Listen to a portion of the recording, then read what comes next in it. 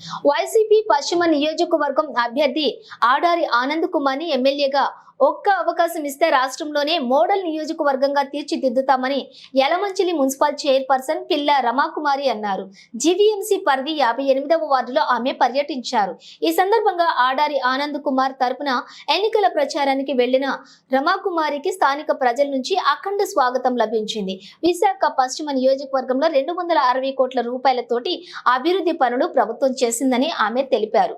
పారిశ్రామిక ప్రాంత యువతకు ఉపాధి అవకాశాలు కల్పిస్తుందని, స్థానిక పరిసర ప్రాంతాల్లోని సిఎస్ఆర్ నిధులతోటి త్రాగునీరు, కళ్యాణ మండపాలు నిర్మాణం, ఉచిత వైద్య సేవలు అందజేస్తున్నట్లుగా వివరించారు.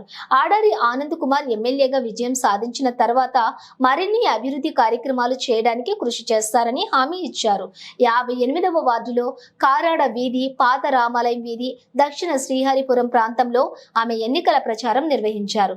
రానున్న సార్వత్రిక ఎన్నికలలో విశాఖ పశ్చిమ నియోజకవర్గంలో వైసీపీ ఎమ్మెల్యే అభ్యర్థి ఆడారి ఆనంద్ కుమార్ ను ఫ్యాన్ గుర్తుపై ఓటు వేసి అఖండ మెజారిటీతో గెలిపించాలని ఆమె కోరారు.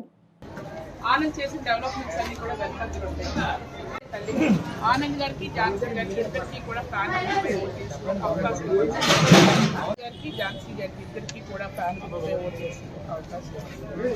పెన్షన్ వచ్చిందమ్మా? పెన్షన్ ఎందుకు రాలేదు? ఎందుకు రాయలేదు? మీరంతా మంచి బాగా తప్పకుండా